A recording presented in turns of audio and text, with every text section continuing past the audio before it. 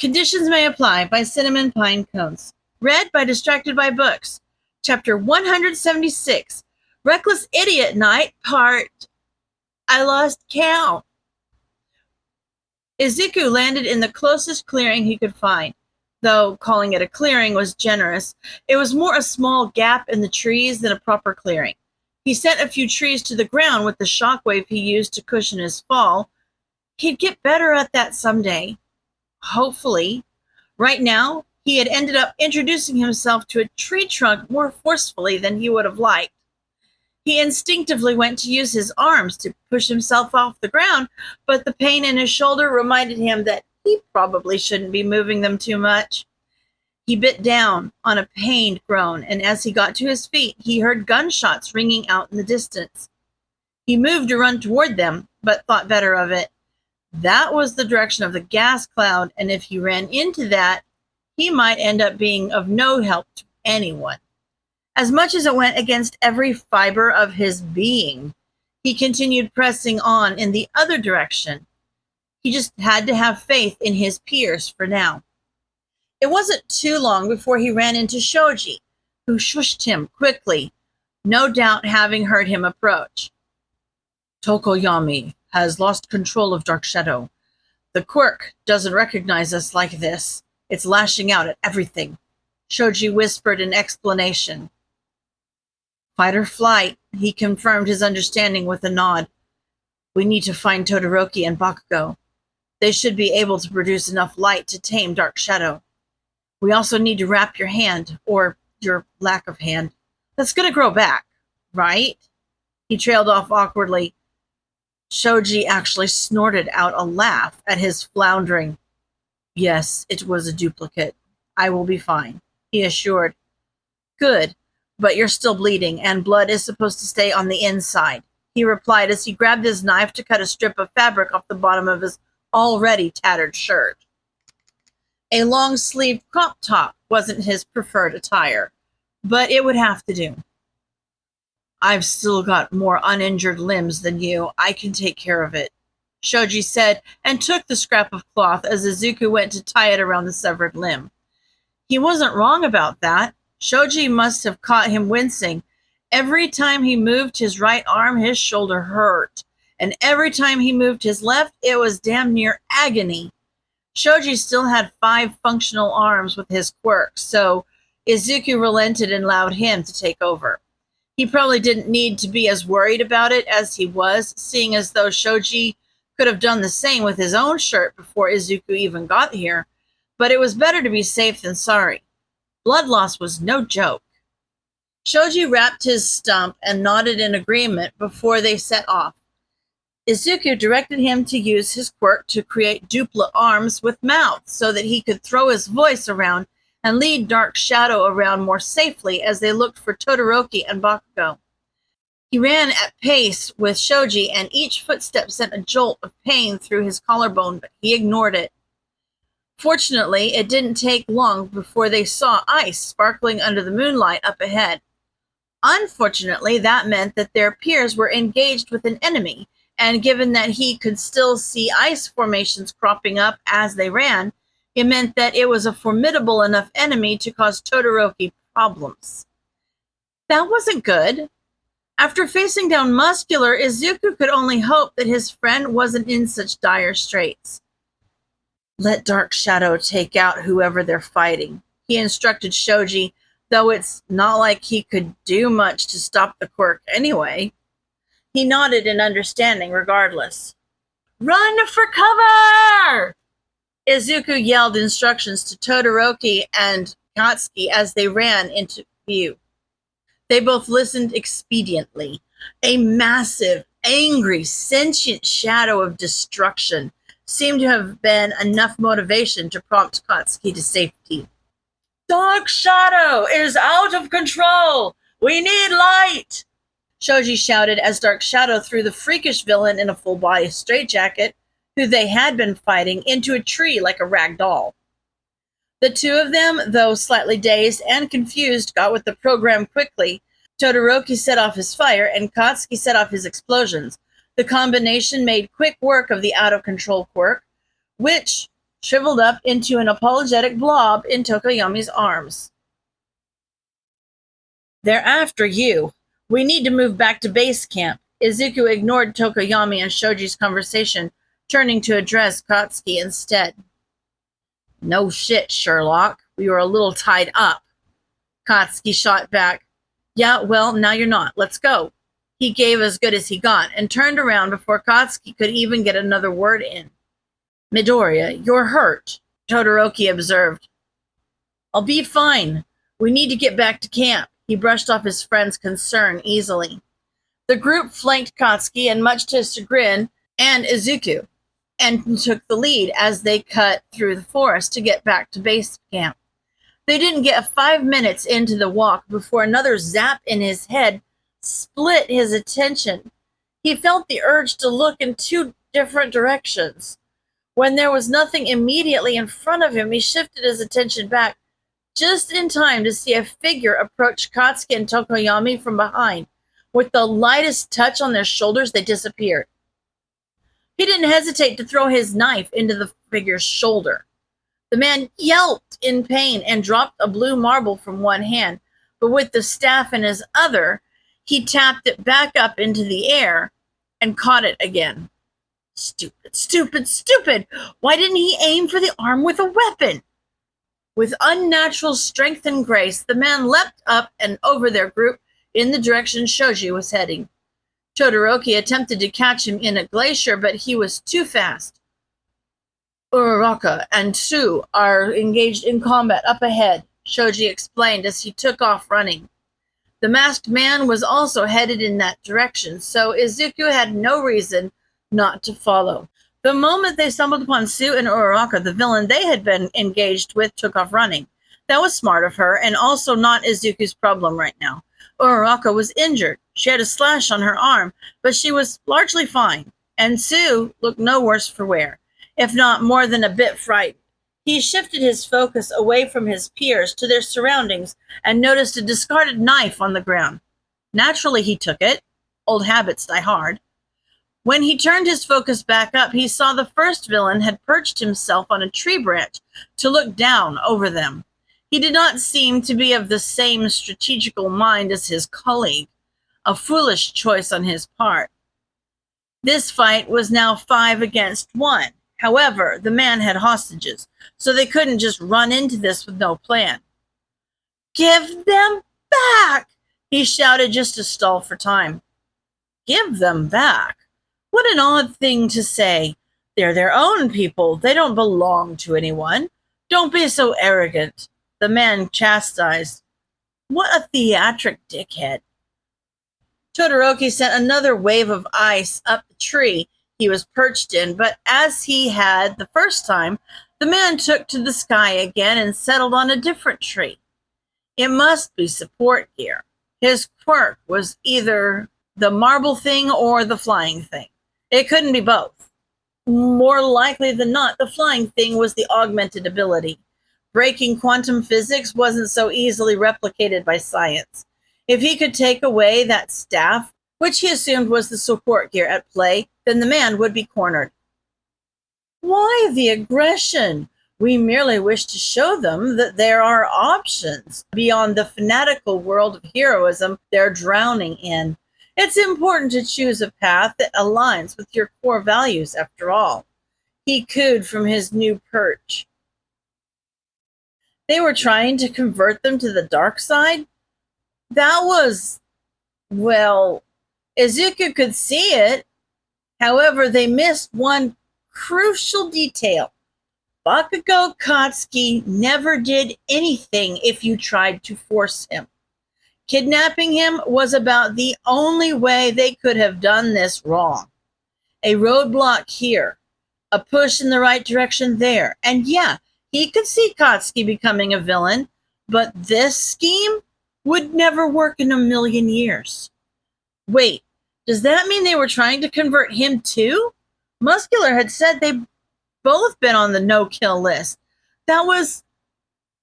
Okay, no, maybe they had a point there as well. Hitoshi himself had said he would have been completely justified to take up villainy on multiple occasions. And from Shigaraki's point of view, his actions have been far from heroic. He's attempted or threatened murder every time they've spoken so far. Whatever their motivations were, they were fundamentally idiotic if you knew the first thing about either of them. Shigaraki must still be running off without his leash. Their opponent retreated, though he paused a moment to look at Izuku before he did. Perhaps he wasn't as much of an idiot as he thought, but he didn't hide his tell. Izuku knew he was on the list too, and he had no doubt that this villain had been watching them. He knew their quirks, so he knew that Izuku was the only one here who could match his mobility. He was trying to lure him away from the group. Unfortunately for Izuku, it was working. He was making off with two of his classmates. He couldn't just sit by and let that happen, even if it was a trap. Uraraka! Make them float! And Sue! Throw them after me! He shouted instructions over his shoulder before taking off into the sky once again after the villain. He knew what he was getting himself into, but the promise of backup never hurt anybody. Where his opponent was jumping gracefully from branch to branch, Izuku was more barreling out of control like a runaway missile. The man was throwing marbles out behind himself, which exploded into chunks of ice, Todoroki's ice. Izuku hadn't even seen him take those. He shuddered to think that he would have missed the man taking his classmates entirely if it hadn't been for that zap warning him. Dodging around the ice slowed him down, but not enough. He was approaching his target quickly, and it took every bit of focus he had to avoid the man's hands as they collided in mid-air. The collision knocked the man's staff to the ground. Izuku kicked it away from him and let him fall messily through the trees, hitting enough branches on the way down to prevent the fall from being lethal. Somewhere along the way, the man's mask fell off, and he ended up with a nasty scratch along his cheek. Izuku's knife was still lodged in his shoulder, and he cried out as he fell chest first onto the forest floor. Before he could get his bearings, Izuku kicked him onto his back, wrenched the knife out, and plunged it through his forearm. Once one arm was pinned, he used the knife that the man's much smarter colleague dropped as she fled to stab the other forearm. Holding both knives in place, Izuku pinned him down with his body weight and leaned in close before he spoke. "Give them back," he commanded again. The boss wasn't kidding about you. You're downright villainous." The man grunted in pain and forced words out through clenched teeth. "I'm not asking again," he warned coldly. "Midoriya, right? The boss likes you, you know." "Somehow I doubt that." "He says you have promise. You could make a name for yourself with us. I doubt your school taught you this. Where were the heroes when you needed them?" The man tried to sweet-talk him, but his words sounded more like he was a frightened animal backed into a corner. "Your quirk requires your hands, right? Or is it just your fingers? Why don't I start with your pinky and see if you're more cooperative after that?" Izuku mused aloud, ignoring the man's spiel entirely. He went to move his hand, grabbing the knife as if he were going to follow through with that threat. "No, stop! In my pocket! Right pocket!" the man cried as Izuku shifted the knife in his arm. He could hear his friends touch down behind him, and he felt the man's spine stiffen. Everything he had done since Izuku laid eyes on him had been an act. He was not about to believe that he'd broken down so quickly. He was not stupid enough to let the man move his arms again. "Empty his pockets," he ordered blindly. Shoji silently did as he was told, and he could feel Todoroki's eyes boring holes through the side of his head. This was a side of himself he wasn't proud of, violent and tactical, devoid of anything but a mission and the desperate need to fulfill it. He never wanted his friends to see this.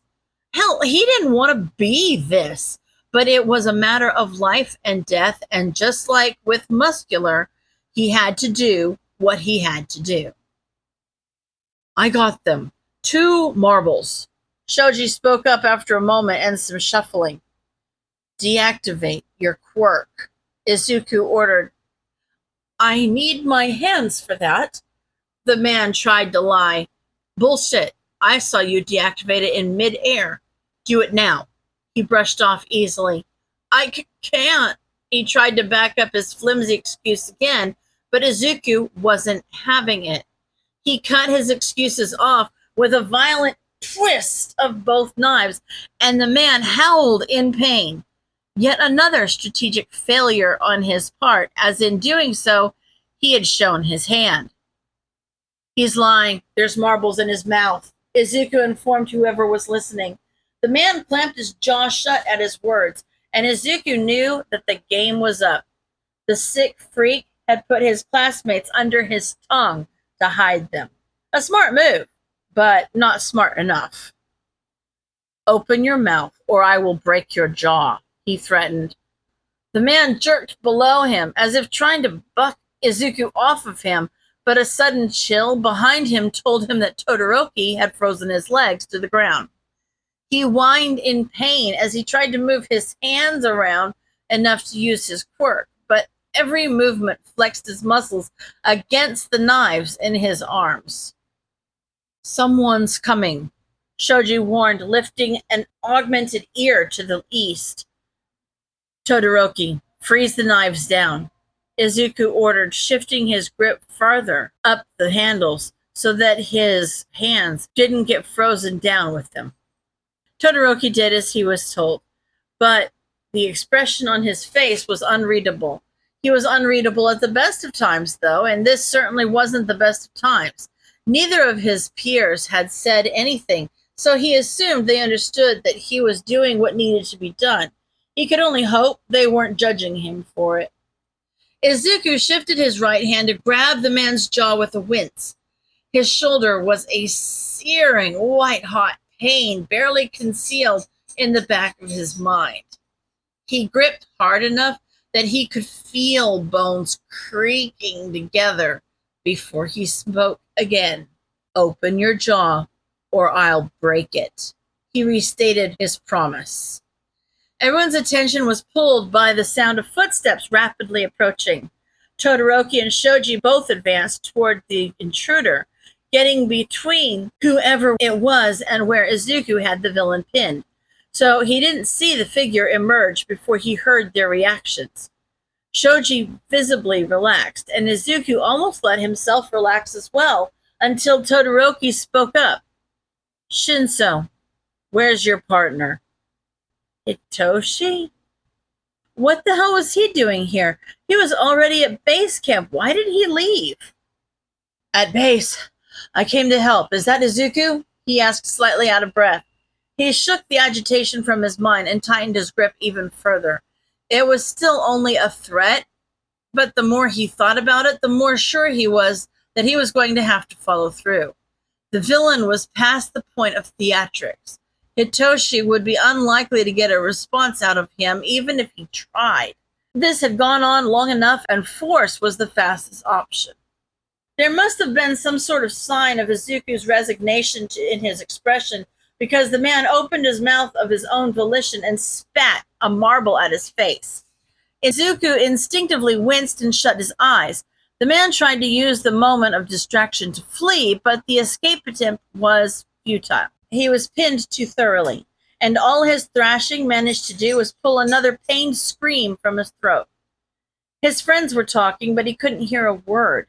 Another zap through his head ripped his attention away, and it was only by a hair's width that he was able to dodge the jet stream of blue fire that shot through where he had just been. Shoji! Marble in the grass by his head! He shouted over to his classmate, who was now the closest one to the pinned villain. He grabbed it with the dupla arm, but had to retreat before he was burned by another blast of fire. Izuku had half a mind to feel bad for the villain they had pinned there. He hadn't been set alight, but the flames were surely close enough to burn. There were spots in his vision from the bright plumes of fire in the dark night. But when he looked up to the source of the flame, he recognized the man instantly. It was the same burned man from uptown, the one who had saved him from being followed home. What the hell was he doing here? Compress, it seems like you have your work cut out for you here. The burned man greeted his colleague casually, strolling up to him and melting the ice away. Who are you? Hitoshi asked with a shaky voice. The burned man looked at him but didn't say anything. Did he know their quirks? Thank you, Dobby. That boy is a savage. Shigaraki was right. The villain Compress thanked Dobby as he got to his feet with his arms limp at his sides. Dobby turned to look at him for a moment, but he couldn't quite meet Izuku's eyes. That'll happen when you grow up on the wrong side of town, Dobby replied. Who are you talking about? Why are you here? Hitoshi tried again. Both villains ignored him.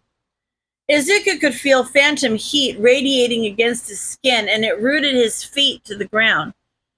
He needed to fight. He needed to get that other marble back. But the fire still dancing in his vision froze him still. Todoroki was the first to move. Another wall of ice shot toward the pair, but it was just as easily kept at bay with those damn flames. Did you succeed in your mission? Dobby asked.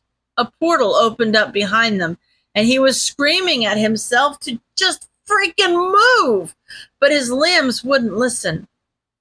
One or two, though the second was a bit of artistic liberty on my part. The little brats got one of them back, Compress replied. Verify you have the right one, Dobby shot back with an annoyed drawl. Shoji, Todoroki, and Hitoshi were all running toward the villains now, and the thought of that portal closing behind them finally got his useless feet to move. They had been far closer than he was. When Dobby had sent the first plume of fire out at him, he had jumped back violently at the sight like a cat running scared up a tree. And now he was too far. He wasn't going to make it. Compress released his quirk to reveal Katsuki firmly in Dobby's grip. For the first time since the day that slime villain almost killed him, Izuku saw genuine fear in those crimson eyes. Tokoyami was dazed from his brief capture. Izuku was too far, and no one else was fast enough to get there in time. Kacchan was sinking backward into the inky black portal, and it was Izuku's own damn cowardice that put him there. If he hadn't frozen, if he hadn't jumped so far, he would have been able to reach him. God, he just had to reach him. Green sparks danced around him as he tried in vain to bridge the distance between them. Between that, the pain in his shoulder, and his all-consuming desperation, he almost didn't notice the staticky tendrils emerging from his palm. They shot forth and wrapped themselves around Kacchan, and it hurt. It felt like a new ligament had just been pulled out of his wrist and turned sentient. Amid his pain and confusion, he wondered if this was what Dark Shadow felt like to Tokoyami when it went out of control. He didn't have time for the pain or the speculation. He ignored both and pulled with all he had. Unfortunately, after the week he'd had and the things he had done tonight, all he had wasn't enough. Kacchan disappeared into the portal, and to his horror, Izuku wasn't far behind. The dark night turned into a dimly lit bar, and Izuku turned back to see the last of the brilliant stars on the other side of the portal blink out as it shut. End of chapter.